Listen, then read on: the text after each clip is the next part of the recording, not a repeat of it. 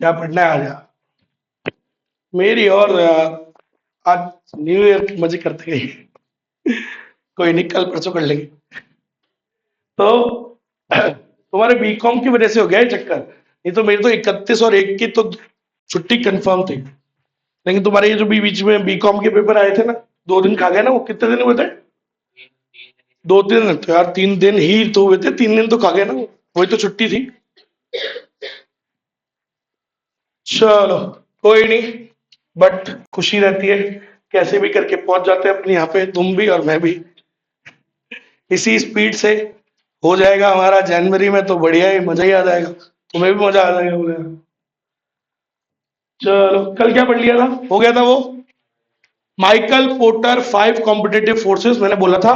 फिर उसको एक बार अच्छे से पढ़ना, फिर अच्छे से पढ़ना। दीदी कान से तो निकाल लो। ओ दीदी, गाने ही चल रहे हैं अभी तक। चलो, तो माइकल पोर्टर 5 कॉम्पिटिटिव फोर्सेस, अच्छे से उसको ना फिर पढ़ना। क्वेश्चन अच्छा आ जाता है उसमें से, समझिए। मैं आपको ढूंढ के बता दूंगा अभी आज दिन में कि कोई अच्छा क्वेश्चन है, वो दे दूंगा फोटो खींच के। तो उसको पढ़ना, देखना कि कैसे उसमें आइडेंटिफाई कर पा रहे हो, नहीं कर पा रहे। बहुत बढ़िया क्वेश्चन था एक वो। मेरे को क्या पूरा उसका याद नहीं आ रहा है, कहाँ से देखा था मैंने, वो ये भी याद नहीं आ रहा, ढूंढ के बताऊंगा। वो था कुछ बाई वाई वाला था। बाई होती ना, बाई जी, दीदी। अरे घर में हाउसमेट जो होती है ना, बाई बोलना तो मैं, मेरे को अच्छा नहीं लगता है, मैं फिर मैं दीदी बोलता हूँ हमेशा से। ठीक है, सो वो एक क्वेश्चन था अनशंट। कोई था वॉशिंग मशीन और हाउसमेट, ऐसा कुछ क्वेश्चन था। बहुत बढ़िया क्वेश्चन था। वो क्वेश्चन ढूंढ के दूंगा आपको, ठीक है। उसमें मतलब दिमाग घूम जाता है कि बोले यार ये वाला थ्रेड कहाँ से आ गया, ऐसा। ठीक है, तो अच्छा क्वेश्चन है, इसलिए बोल रहा हूँ पढ़िएगा उसको।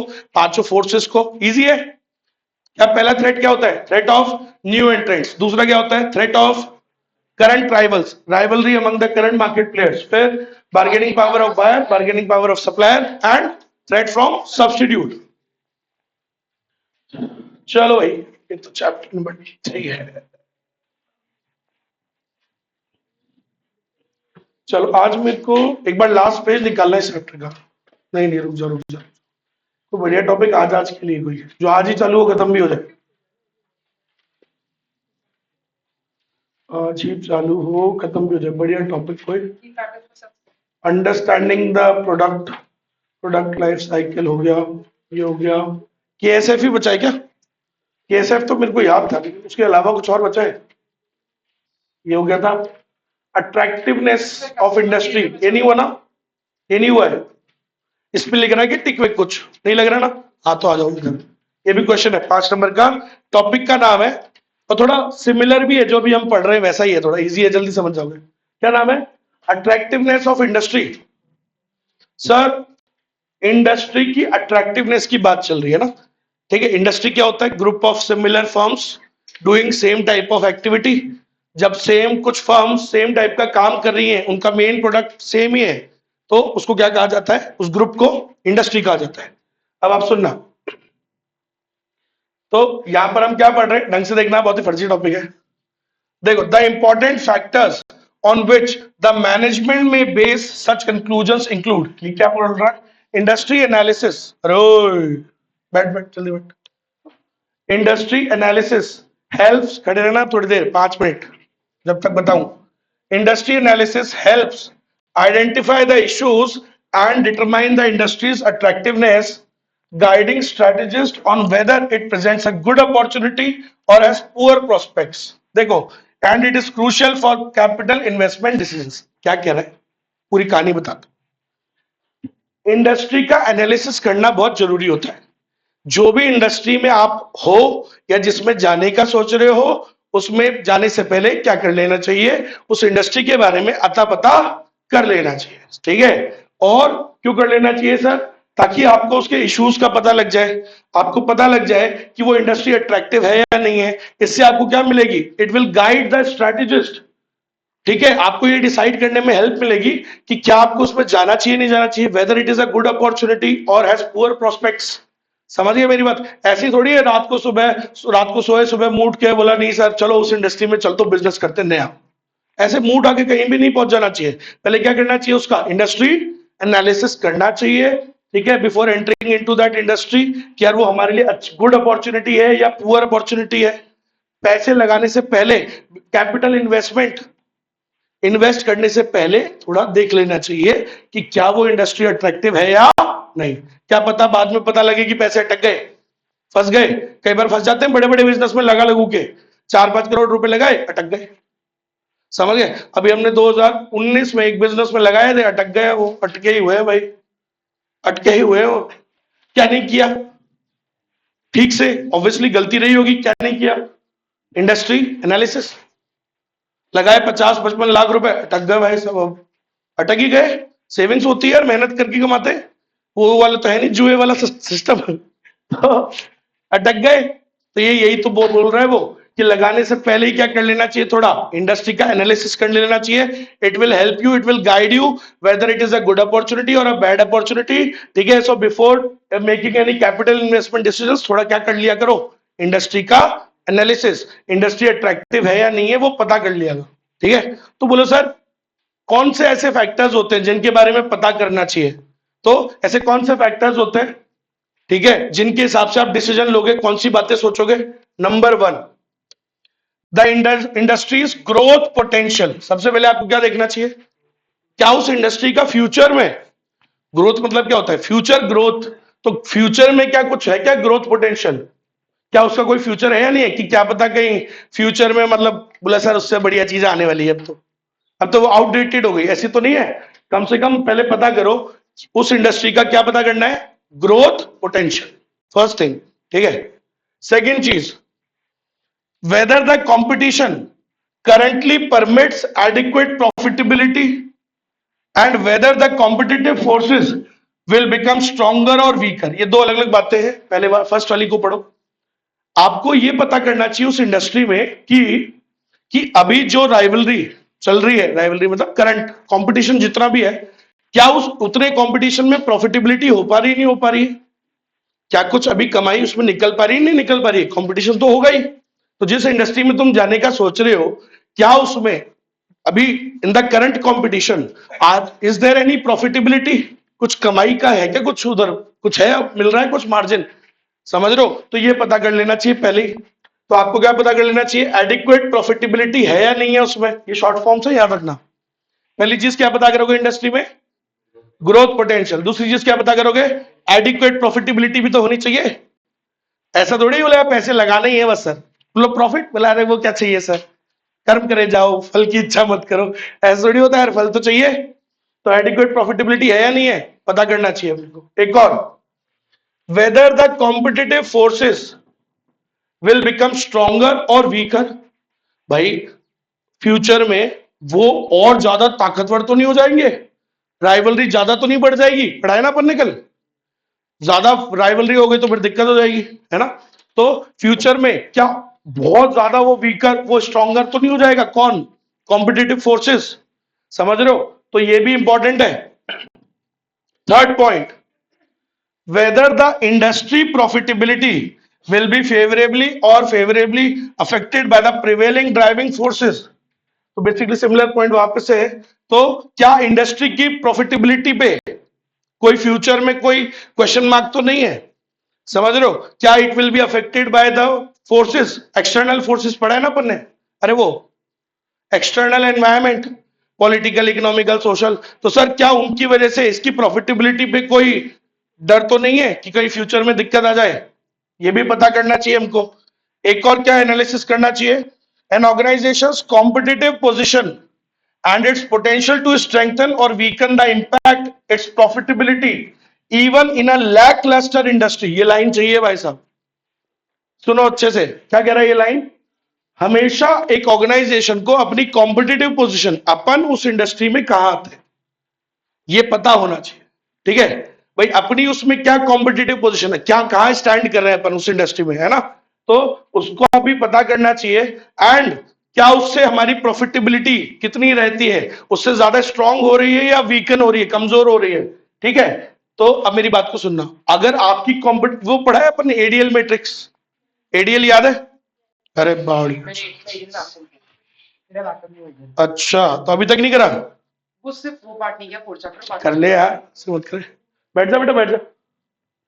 So even in a lacklustre industry. Lacklustre क्या होता है?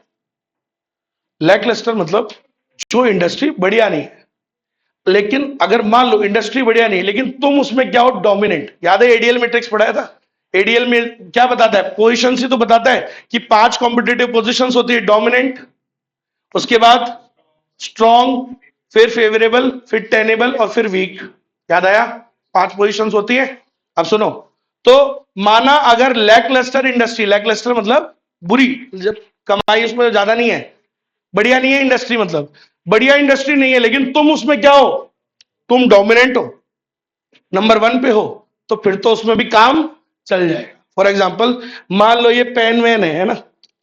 अब ये पेन वैन है, अब बोला सर इसमें कहां दम है इसे मार्केट में, कोई फायदा नहीं, कोई इंडस्ट्री ज्यादा बढ़िया नहीं है। लेकिन अगर मैं इसमें भी क्या हूं? डोमिनेंट हूं, तो फिर तो कोई दिक्कत नहीं है ना। ऐसा तो सुनो, अगर कोई लैकलस्टर इंडस्ट्री है and if your position is dominant in that, तुम उसमें बढ़िया हो, तो वो इंडस्ट्री भी क्या बन जाएगी तुम्हारे लिए? अट्रैक्टिव। और एक बात बताता हूं, मान लो टेलीकॉम, कोई भी एग्जांपल, वो इंडस्ट्री बहुत शानदार है लेकिन मैं उसमें वीक हूं, तो फिर वो क्या बन गई मेरे लिए? अनअट्रैक्टिव। तो कोई इंडस्ट्री आपके लिए अट्रैक्टिव है या अनअट्रैक्टिव है, तो वो उसमें एक चीज क्या इंपॉर्टेंट देखते हैं हम, अपनी क्या कॉम्पिटिटिव पोजीशन है, ओन कॉम्पिटिटिव पोजीशन। इससे भी वो इंडस्ट्री अट्रैक्टिव बन जाती है या अनअट्रैक्टिव।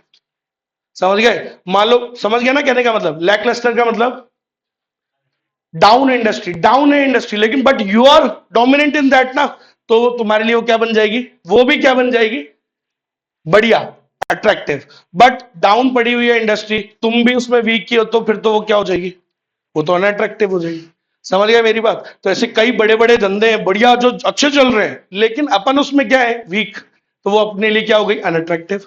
लेकिन मान लो कोई ऐसा बिजनेस है जो जिसमें इंडस्ट्री बहुत डाउन पड़ी हुई है बट अपन उसमें क्या है? डोमिनेंट, तो भी वो अपने लिए क्या बन गई? अट्रैक्टिव। समझ गया मेरी बात? ऐसा। चलो नेक्स्ट। तो ये बेटा शॉर्ट फॉर्म से सारे याद रखना, ये क्वेश्चन बहुत बार आता है, ऐसी थोड़ी उठाया मैंने। ये क्वेश्चन कैसे आता है? On what factors we decide that whether the industry is attractive और अनअट्रैक्टिव। कौन कौन सी चीजें देखते हैं हम उसमें? ग्रोथ पोटेंशियल देखते हैं, ओन कॉम्पिटिटिव पोजीशन देखते हैं, एडिक्वेट प्रॉफिटेबिलिटी है या नहीं है वो भी देखते हैं, ये भी देखते हैं कि कॉम्पिटिटिव फोर्सेस फ्यूचर में और ज्यादा स्ट्रॉन्गर हो जाएंगे या अग्रेसिव हो जाएंगे या वीकर हो जाएंगे, ये भी देखते हैं। समझ गए? और क्या देखते हैं? क्या इंडस्ट्री की प्रॉफिटेबिलिटी पे एक्सटर्नल फैक्टर्स का इंपैक्ट पड़ता है नहीं पड़ता है, वो भी देखते हैं। ठीक है? और क्या देखते हैं? एक और बात, the potential to capitalise on the vulnerabilities of weaker rivals. ठीक है? देखो, वो भी क्या बना देती है? कई बार कुछ इंडस्ट्रीज को अट्रैक्टिव बना देती है। कैसे? जैसे मान लो कोई इंडस्ट्री है जिसके अंदर अपन थोड़े अच्छे हैं, तो अपन क्या कर सकते हैं? मान लो उसमें जो वीकर वाली जो कंपनीज है, वीकर फर्म्स, कमजोर वाली, उनके ऊपर उनको क्या कर सकते हैं? अपन उनका फायदा उठा सकते हैं। We can capitalise on them, we can exploit them. तो वो इंडस्ट्री अपने लिए क्या बन गई? अट्रैक्टिव। क्योंकि हम उसमें किसका फायदा उठा सकते हैं? बेटा बिजनेस है या मॉरल और वो थोड़ी चलता है। मान लो ये बिजनेस है ना? इसमें 15-20 कंपनी है लेकिन इसमें 4-5 छोटी वाली भी है। अब आप ऐसी इंडस्ट्री है वो जिसके अंदर you can take benefit of the small firms, उनको खा जाओ आप, खा जाओ मतलब उनका फायदा उठा लो, तो वो इंडस्ट्री भी क्या बन जाती है? अट्रैक्टिव। यही ऑलमोस्ट सेम पॉइंट्स वो माइकल पोर्टर वाले में भी। कौन सा वाला? Michael porter. हाँ, तो मैंने कहा ना ये सिमिलर तो है टॉपिक। तो ऐसे केस स्टडी अगर बन के आते तो फिर नहीं, कंफ्यूज नहीं होएगा, टेंशन मतलब केस स्टडी नहीं आएगी। केस स्टडी आएगी तो उस वाले में, इसमें डायरेक्टली क्वेश्चन आता है कि क्या फैक्टर से आप डिसाइड करते हो कि वो इंडस्ट्री अट्रैक्टिव है या अनअट्रैक्टिव। इसलिए मैं बोल रहा हूँ शॉर्ट फॉर्म याद रखना सारे, गोल गोल कर लेना वो। ठीक है? ये मेन बातें हैं, 5-6 पॉइंट बनाने ही बनाने हैं कि इन बातों से हम डिसाइड करते हैं कि वो इंडस्ट्री अट्रैक्टिव है या अनअट्रैक्टिव। ठीक है? चलो ठीक है। उसके बाद अभी और बच्चा देखो, whether the company is able to defend against or counteract the factors that make the industry unattractive। अब एक बात बताओ, अगर मान लो आप मैंने कहा था ना, एक जब भी रिसेशन आता है तो कई कंपनीज की हालत क्या हो जाती है, खराब। उस टाइम पे जो बड़ी कंपनीज है वो उनको टेक ओवर करती है। अब लेकिन अगर मान लो आप बहुत पावरफुल हो, खुद को इजीली बचा सकते हो, तो आपके लिए वो इंडस्ट्री क्या हो गई, अट्रैक्टिव। बट लेकिन आप कमजोर हो, बोला सर अपने तो बस की नहीं है, कोई आएगा टेक ओवर करने, हम तो हो जाएंगे सरेंडर। समझ रहे हो, बोला अपने पास दम नहीं है बचने का, ठीक है। सो अपन खुद को सेव नहीं कर सकते, ठीक है, दम ही नहीं है सर। तो फिर तो वो इंडस्ट्री आपके लिए क्या हो गई, अनअट्रैक्टिव हो जाती है। तो अट्रैक्टिव है या अनअट्रैक्टिव वो इंडस्ट्री, ये किस पे डिपेंड करता है, आप में क्या खुद को बचाने की, do you have the power to protect yourself. So if you have the power to protect yourself, तो वो इंडस्ट्री तुम्हारे लिए क्या हो गई, attractive. But if you don't have the power to prevent yourself from the takeover bids, तो फिर वो क्या हो गई, आपके पास वो ताकत ही नहीं है, आप बचा ही नहीं सकते खुद को, तो फिर तो आपके लिए वो इंडस्ट्री क्या हो जाती है, अनअट्रैक्टिव हो जाती है। तो ये सब भी, ये भी डिसाइड, ये भी हम बातें देखते हैं उसके अंदर, ठीक है। Whether the company is able to defend, क्या आप अपने आप को खुद को बचा सकते हो या नहीं बचा सकते हो। तो अगर आप बचा सकते हो तो वो क्या हो गई, अट्रैक्टिव। लेकिन नहीं बचा सकते तो अनअट्रैक्टिव, सिंपल। लो भाई, अब तो इजी पॉइंट्स है। एक और बात सर, रिस्क भी देखा जाता है, risk, degree of risk and uncertainty in the industries future. Sir इससे भी डिसाइड होता है कि वो अट्रैक्टिव है या अनअट्रैक्टिव। एक बात बताओ, किसी इंडस्ट्री में रिस्क बहुत ज्यादा है तो वो इंडस्ट्री क्या हो जाएगी, अनअट्रैक्टिव।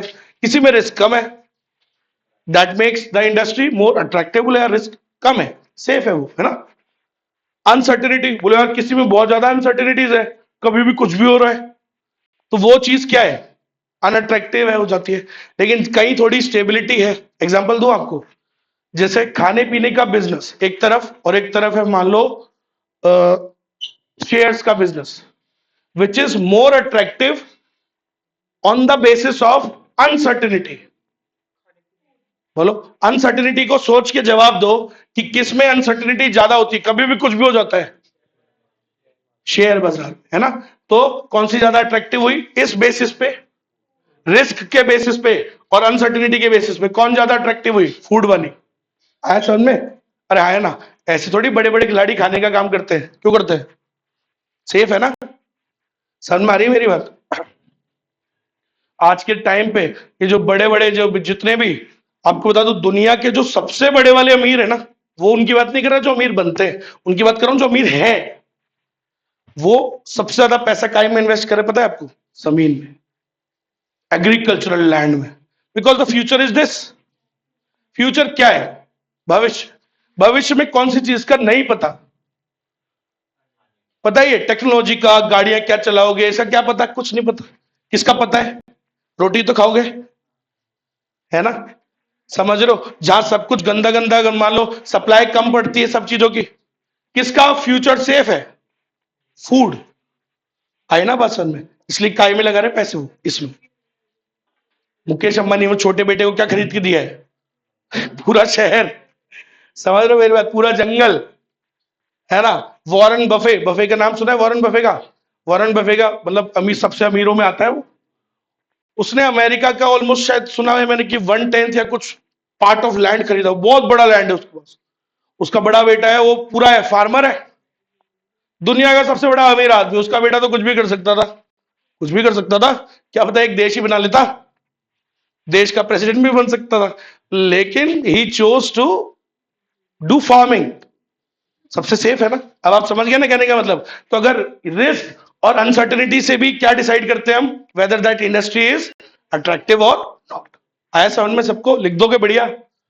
एक और बात, the severity of problems confronting the industry as a whole, मतलब काइंड ऑफ चेंजेस, बार बार चीजें चेंज हो रही है उस इंडस्ट्री में, तो यार ये भी क्या है ना, ये भी उस चीज को क्या बनाती है, अट्रैक्टिव या अनअट्रैक्टिव बनाती है। अब सी इंडस्ट्री है, बार बार अगर इसमें बार बार चेंजेस होंगे तो क्या होगा, it will make it more unattractive, ठीक है। तो वही सिंपल सी बात है, अगर पढ़ने वाले, अगर कभी भी कुछ भी हो रहा है, बहुत बार चेंजेस हो रहे हैं बार बार, तो उसकी वजह से क्या होगा फिर, वो it will make this industry unattractive. आगे की नहीं आई बात, समझ, सिंपल बात है। और लास्ट देखो क्या है, whether continued participation in this industry adds importantly to the firm's ability to be successful in other industries. In which it may have business interest. Example समझना तब समझ पाओगे लाइन, बहुत आसान है। और लिख लेना एग्जाम्पल आगे हिंदी में। सुनो क्या मतलब है इसका। जैसे मान लो कोई कॉम्प्लीमेंट्री गुड होता है ना, जैसा कॉम्प्लीमेंट्री गुड समझते हो, जो एक के लिए दूसरे का होता है। तो अब जैसे मान लो मैं, हमारे यहाँ दूध की डेयरी है, ठीक है, तो हमारा कैटल फार्मिंग का बिजनेस है, डेयरी है दूध के ना। अब हमने साथ में और क्या कर रखा है, पनीर चीज और इनका भी बिजनेस कर रखा है। अब मेरी बात को समझो, मान लो दूध की डेयरी में ज्यादा फायदा नहीं हो रहा है हमको, बट उस बिजनेस में कंटिन्यू करने से हमारा जो दूसरा वाला बिजनेस है उसको क्या हो रहा है, फायदा। मान लो दूध डायरेक्टली तो नहीं बिक रहा है ज्यादा, है ना, but continuing in that business is helping me in the other businesses. तो वो इंडस्ट्री भी क्या बन जाएगी मेरे लिए, अट्रैक्टिव, क्योंकि उसमें जुड़े रहने से मुझे मेरे बाकियों में तो फायदा मिल रहा है ना। अरे हाँ है ना, continuing in that business is giving me, is helping me in the other, in my other businesses. तो वो इंडस्ट्री भी क्या बन जाती है, अट्रैक्टिव। समझ में आ गई क्या मेरी बात, पक्का। ये है इसका एग्जांपल, तो लिख लीजिएगा। लिखा है ना, whether continued participation in the industry adds to the firm's ability to be successful in other industries. समझ गए, एक इंडस्ट्री में जुड़े रहने से हमको हमारी बाकी इंडस्ट्री में फायदा हो रहा है, तो वो इंडस्ट्री भी क्या बन जाती है, वो अट्रैक्टिव बन जाती है। आया समझ में। चलो एक और बात सुनना, क्या कह रहा है ये। As a general proposition, if an industry's overall profit prospects are above average, वो पढ़ा है ना तुमने, एक होता है नॉर्मल प्रॉफिट, एक होता है सुपर प्रॉफिट। सुपर प्रॉफिट क्या होता है, जो नॉर्मल से ऊपर होता है उसको क्या बोलते हैं, सुपर। सही है, अरे हाँ ना, तो बोलो। एक होता है नॉर्मल प्रॉफिट, एक जो इसके ऊपर होता है उसको क्या बोलते हैं, सुपर प्रॉफिट। सो अगर इंडस्ट्री का जो नॉर्मल मतलब जो एवरेज प्रॉफिट्स है वो नॉर्मल से ऊपर है, मतलब जो नॉर्मल से ऊपर आ रहे हैं, ठीक है, नॉर्मल इंडस्ट्रीज का एवरेज क्या है, 10-12%, मान लो उस इंडस्ट्री में लेकिन ज्यादा आ रहा है, तो ये चीज भी क्या बना देती है, उसे अट्रैक्टिव बना देती है। The industry can be considered attractive. समझ गए, तो अगर उस इंडस्ट्री का जो प्रॉफिटेबिलिटी है, if an industry's overall profit prospects are above average, भाई कोई भी इंडस्ट्री का एवरेज पकड़ लो, ज्यादातर इंडस्ट्रीज का एवरेज अगर अपन निकालेंगे तो प्रॉफिटेबिलिटी एवरेज क्या होता है, 10-12 ऐसा मान लेते हैं, एज्यूमिंग कि हर इंडस्ट्री में 10-12% तो होता ही है ना प्रॉफिट, एवरेज है सर। लेकिन अपना उस वो नॉर्मल 10-12% है, लेकिन अपनी इंडस्ट्री का कितना है, उससे ज्यादा, तो ये क्या वो क्या बन जाती है फिर, इंडस्ट्री अट्रैक्टिव है। फिर इसका मतलब हमारी, तो मान लो अब आर प्रॉफिट्स आर 15% एवरेज, और इंडस्ट्री और पूरी सभी इंडस्ट्रीज का एवरेज क्या है, 12%, तो हमारा तो उससे बढ़िया है ना। तो ये क्या बन जाती है, वो इंडस्ट्री क्या है फिर, अट्रैक्टिव है, इसका मतलब जिसमें अपन काम कर रहे हैं। क्लियर है कितनी सी बात। तो ये भी देखा जाता है that if the industry's overall profit prospects are above average, मतलब नॉर्मल से तुम्हारा ऊपर है, तो यार इसका मतलब फिर तो वो इंडस्ट्री बढ़िया ही है, अट्रैक्टिव ही है। और इसका उल्टा कर दो, if the profit prospects are below average, तो वो इंडस्ट्री क्या कहलाएगी, अनअट्रैक्टिव। भाई कोई भी, हर इंडस्ट्री में 10-12% कमाई हो रही है और तुम्हारी इंडस्ट्री में 7% हो रही है, तो तुम्हारी तो क्या कहलाएगी, अनअट्रैक्टिव ही है फिर तो। आगे बात समझ में, पक्का। और एक और शब्द लिखा है, एक लाइन है बढ़िया, attractiveness is relative not absolute. मान लो तुम में से मेरे से कोई पूछे, ये पूछे, बोलो सर इंडस्ट्री अट्रैक्टिव है या अनअट्रैक्टिव, कोई एक परसेंट बता दो कि अगर इतना प्रॉफिट हो रहा है इतना परसेंट तो अट्रैक्टिव और इससे कम अनअट्रैक्टिव, तो मैं इसको क्या बोलूंगा, मैंने कहा बेटा ऐसे हो ही नहीं सकता, एब्सोल्यूट अमाउंट में बता ही नहीं सकता कि इतने प्रतिशत पे आप उस इंडस्ट्री को अट्रैक्टिव बोलोगे और इतने परसेंट पे अनअट्रैक्टिव, क्योंकि वो परसेंट डिसाइड नहीं होती कभी, it is always, it is not absolute, वो एक फिक्स अमाउंट नहीं है। हर इंडस्ट्री का क्या देखा जाता है, रिलेटिव। समझ रहे हो। सो जैसे वो पढ़ा था ना हमने फाउंडेशन में, स्केर्सिटी ऑफ रिसोर्सेज, स्केर्सिटी क्या होती है, वो भी एब्सोल्यूट नहीं होती। समझ रहे हो, मैंने वहां पे भी कभी बताया था क्या कि इतना जो कमा रहा है वो उसके स्केर्सिटी है और इतना जो कमा रहा है उसके स्केर्सिटी नहीं है, ऐसा कोई नंबर था, कोई अमाउंट था नहीं। तो वहां पे भी क्या बोला था, स्केर्सिटी भी क्या है सर, एक रिलेटिव कॉन्सेप्ट होता है, याद करो। Wants are unlimited, but the resources are limited. वहां वांट्स के साथ उसको कंपेयर किया जाता है ना। रिसोर्सेज के हिसाब से, वांट्स के हिसाब से रिसोर्सेज क्या पड़ते हैं, हमेशा कम। कंपैरिजन किया ना, वैसे ही यहां पर भी कंपैरिजन होता है। समझ गए मेरी बात। अट्रैक्टिवनेस एक कैसा कॉन्सेप्ट है, रिलेटिव, कंपैरिजन वाला। सर उससे कंपेयर करके देखेंगे हम दूसरों से, कोई इसका कोई एब्सोल्यूट अमाउंट नहीं होता कि जो 10% कमा रहा है वो अट्रैक्टिव इंडस्ट्री, और जो 10 से कम है तो अनअट्रैक्टिव। ऐसा कोई डिसाइडेड नहीं है कहीं पे भी। तो it is a relative concept, not absolute. Line समझ में आ गई। चलो, इंडस्ट्री एनवायरमेंट हो गया वक्त। 5 नंबर के और के जान लोगे क्या। 5 नंबर का क्वेश्चन आता है, at least you have to write minimum 6 points because there are more than 6 points. कितने पॉइंट हो गए, 1 2 3 4 5, और इलेक्ट क्लस्टर तो भूल मत जाना। कितने हो गए, 5। 5 के बाद 6 7 8 9 10। तो जहां जिस क्वेश्चन में 10 पॉइंट होते हैं ना, मैंने आपको बोला था उस दिन 6 से 7 इज योर एवरेज जो 5 नंबर में आना चाहिए। आगे बात समझ में, पक्का। आपको मैं कई बार बोल चुका हूं, अगर उस क्वेश्चन में ही 5 है पॉइंट तो 5 ही लिखोगे ना। लेकिन अगर है 10 तो आईसीआई को भी तो पता है ना 10 है उसमें, तब आपको मिनिमम कितने लिखने चाहिए 5 नंबर के क्वेश्चन में, 6 7। समझ में आई मेरी बात। तो इनमें से आप 2 3 अच्छे अच्छे रखो, बाकी आप चूज कर सकते हो। समझ लो, ये लिख देना, ये लिख देना, ये लिख देना, इजी है। उसके बाद लैकलस्टर वाला लिख देना, ठीक है। तो ऐसे कम से कम 6 से 7 पॉइंट्स, और गोला बना के ऐसे यू बना के पढ़ा करो। समझ लो, ऐसे थोड़ी याद रखोगे आप, ऐसे पढ़ा करो। जैसे मैंने अभी हाईलाइट नहीं किया था, ये हो गया फर्स्ट पॉइंट, ये हो गई एडिक्वेट प्रॉफिटेबिलिटी, ऐसे। तो इनको ही लिखो अपने नोट्स में, सेल्फ नोट्स बनाओ। मैंने कहा ना, खुद की पढ़ाई से ही होता है काम, दूसरा कितना भी कर ले। तुम जब तक नहीं लिखोगे, तुम जब तक नहीं पढ़ोगे तो कुछ नहीं चलेगा। समझ रहे हो ना आप मेरी बात। आप सोचो, आईसीआई मॉड्यूल पढ़ के कोई मेरिट कैसे ला सकता है, वो ला सकता है। तो मतलब लाया जा सकता है। और ट्रस्ट मी, मैंने उससे डिपार्टमेंट पढ़ा, भाई साहब क्या ही समझाया उसने, खुद ही समझा। देख लो आप, यही होता है तरीका यार, जो खुद सेल्फ लर्निंग का। कईयों को गॉड गिफ्ट भी होता है, लेकिन करता था वो ये काम। घुस जाता था घर में भाई साहब 3 महीने, फिर जब कुछ भी हो निकले ही नहीं। समझ रहे हो, कुछ भी हो जाए उसको निकालना उस वो बेसमेंट से बड़ी मुश्किल हो जाती थी। उसका बेसमेंट, मतलब हमारे दोस्त का बेसमेंट वाज लाइक, मतलब अलग खेल। उसके बेसमेंट में मतलब काइंड ऑफ बहुत बड़ा है, उसमें बेसमेंट में लगा जैसे अनिल सर का है ना, इतना बड़ा बेसमेंट, एक रूम है उसका, सोचो। और भाई साहब उसमें टीटी टेबल लगी हुई है, क्रिकेट खेल रहे हैं, दमा चौकड़ी कर रहे हैं, 2 3 बेड लगे हुए हैं, दोस्त भी वहीं पड़े हुए हैं, ऐसे। लेकिन वो जब पढ़ाई में घुसता था तो पढ़ाई में देखो, वो फिर डेडिकेशन। ऐसे नहीं तो 3 3 बजे तक पार्टियां चलती, लेकिन पढ़ाई तो पढ़ाई। ये आप थोड़ा सोचो, करना है अपने को। सीए तो देखो वन शॉट से नहीं बनते, पढ़ने से ही बनते, खुद ही पढ़ना पड़ेगा।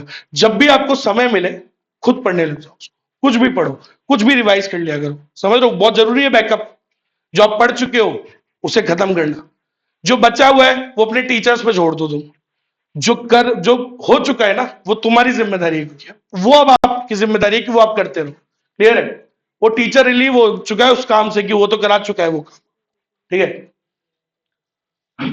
चलो, ये भी हो गया खत्म। और क्या कर सकते हैं, कोई छोटा सा टॉपिक। चलो, छोटा सा है ना, तो फिर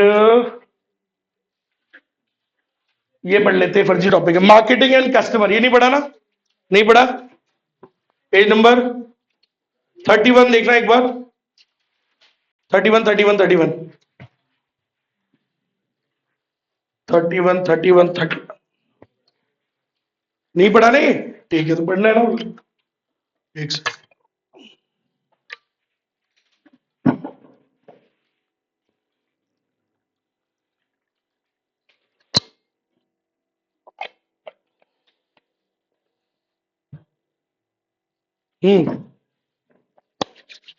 मार्केट और कस्टमर क्या होता है। Market sir, it is a place where buyers and sellers.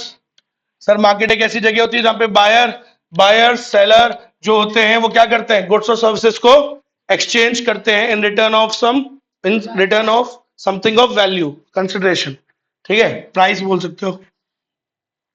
Market sir आजकल क्या होते हैं, फिजिकल भी होते हैं, डिपार्टमेंटल स्टोर्स के जैसे, ठीक है, ऑनलाइन भी होते हैं, the markets are also virtual like online markets, ठीक है, जहां पे लोग the people don't meet in person, ठीक है, इंटरनेट टेक्नोलॉजी को यूज करके वो खरीद रहे, ठीक है, डील करने के लिए कहां मिल रहे हैं, इंटरनेट पे, ठीक है। और क्या है अब इसके बाद, अब थोड़ा अलग है सर, ये तो मार्केट वो है जो हम बचपन से पढ़ रहे हैं कि मार्केट मतलब क्या होता है, जहां बायर सेलर एक दूसरे से एक्सचेंज करते हैं गुड्स और सर्विसेज, है ना। अब लेकिन सर नॉर्मल लाइफ में ना मार्केट शब्द कई जगह यूज किया जाता है ना।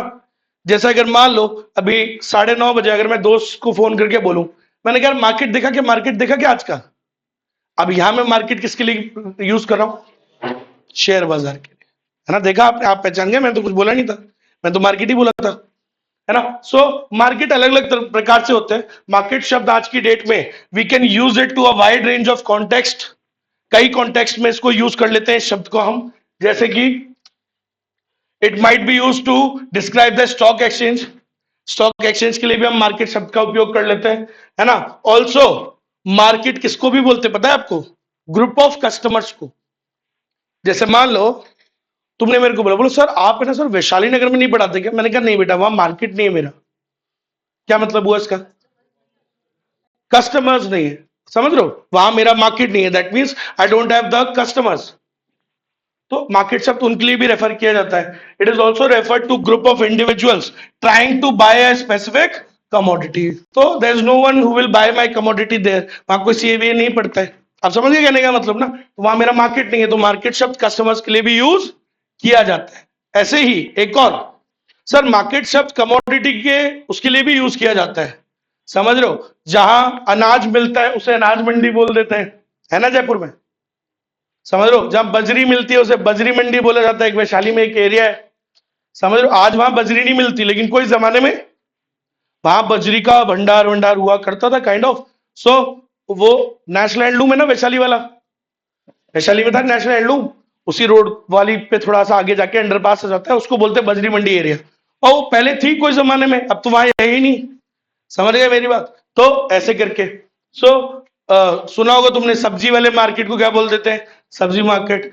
वो आपने वो सुना है बनी पार्क, बनी पार्क के उधर वो स्पेस है, स्पेस, स्पेस तो सुना होगा, पहले था ना आइनॉक्स स्पेस, नहीं पता, फिर क्या पता विद्याधर नगर जाते हैं ना अपन, मतलब यहां से जाएंगे तो बनी पार्क आ जाता है, बनी पार्क के आसपास एक एरिया है उसका नाम है दूध मंडी, पूरे जयपुर में जो दूध है उधर से ही जाता है, समझ लो। सारे जो लोग हैं, सारे गाँव वाले जहां भी जो भी अराउंड जयपुर रहते हैं, जो भी आसपास के होंगे, वो सब अपना सब कुछ जो प्रोड्यूस है वो उधर लेकर के आ जाते हैं दूध, और फिर वहां से सेल होता है। देयर इज अ ह्यूज मंडी, सुबह बहुत सारा दूध वाले दिख जाएंगे आपको उधर, वहीं से दूध लाते हैं, समझ लो मेरी बात ये है।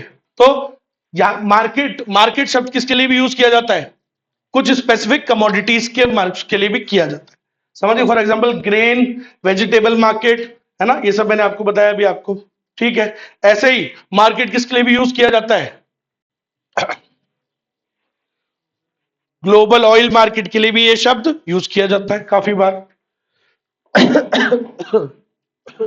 कदम आगे बढ़ो। मार्केटिंग, मार्केट शब्द अलग होता है, मार्केटिंग अलग होता है, ठीक है। तो मार्केटिंग, मार्केटिंग क्या होता है बेसिकली, उसका ऑब्जेक्टिव क्या होता है मार्केटिंग करने का, to deliver maximum customer satisfaction, यही होता है ना, कस्टमर को मैक्सिमम सेटिस्फैक्शन डिलीवर करना। और उसके लिए क्या करने पड़ते हैं, 4 P's ऑफ मार्केटिंग, 12वीं क्लास में वो चैप्टर पढ़ाया होगा ग्रीन वाली किताब के अंदर, मार्केटिंग मैनेजमेंट, याद आया, हरी वाली किताब होती है उसके अंदर, ठीक है। तो there are 4 P's of marketing, 4 P's होते हैं कौन कौन से, प्रोडक्ट, प्लेस, प्राइसिंग और प्रमोशन। मार्केटिंग के 4 पिलर्स कौन से होते हैं, प्रोडक्ट पे ध्यान देना है आपको, प्रोडक्ट की डिजाइन, प्रोडक्ट की क्वालिटी, हर चीज प्रोडक्ट पे बड़ा ध्यान देना चाहिए। फिर दूसरी चीज प्लेस पे, किधर बेच रहे हो उस पे ध्यान देना चाहिए, place, place is very important, है ना। अच्छा प्रोडक्ट हो लेकिन प्लेस गड़बड़ है तो बेवकूफी है सर, वो चलेगा तो है नहीं, प्लेस भी इंपॉर्टेंट है कि नहीं। थर्ड इज प्रमोशन, प्रोडक्ट भी अच्छा है, प्लेस भी अच्छा है, प्रमोशन करना नहीं आता तुमको, तो फिर दुनिया को कैसे पता लगेगा, अपने आप थोड़ी भूत हो जाते हैं, समझ रहे हो मेरी बात। और तो और एक और क्या है, प्राइसिंग, सब अच्छा कर लिया, प्रोडक्ट भी बढ़िया है, जगह भी बढ़िया है, प्रमोशन भी कर लिया, प्राइसिंग ही ठीक रखनी नहीं आती तुमको, प्राइसिंग स्ट्रेटेजीज नहीं बनानी आती, तो वो भी क्या है, वो भी फेल हो जाएगा। सो मार्केटिंग क्या है, कस्टमर को मैक्सिमम सेटिस्फेक्शन कब डिलीवर होगा, जब हम इन 4 पीस पे फोकस करेंगे। समझ रहे हो, तो ये 4 पीस पे अगर कोई भी कंपनी फोकस करे तो आई डोंट थिंक वो फेल होगी। देख लो आप, मोटा मोटा बात यही है, इन चारों पे ध्यान दो, कोई फेल होगी नहीं नॉर्मली, तो 99%, 1% there is always a possibility. समझ में आई मेरी बात, तो अगर इन 4 चीजों पे ध्यान दे अगर कोई भी बिजनेस, तो कभी फेल नहीं होगा।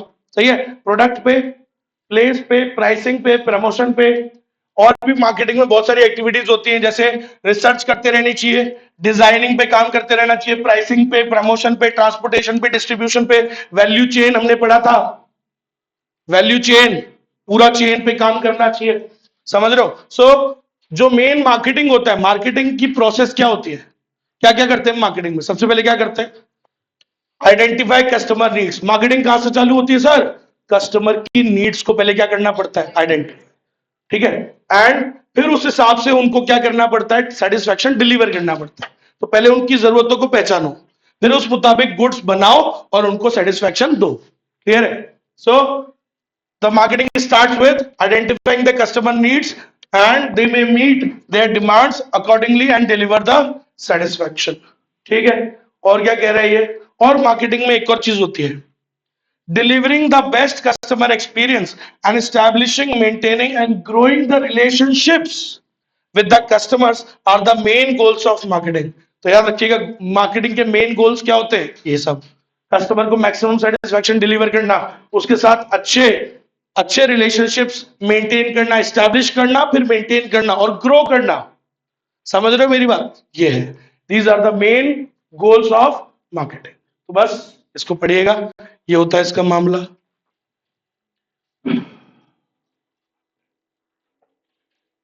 ठीक है, बस बहुत है।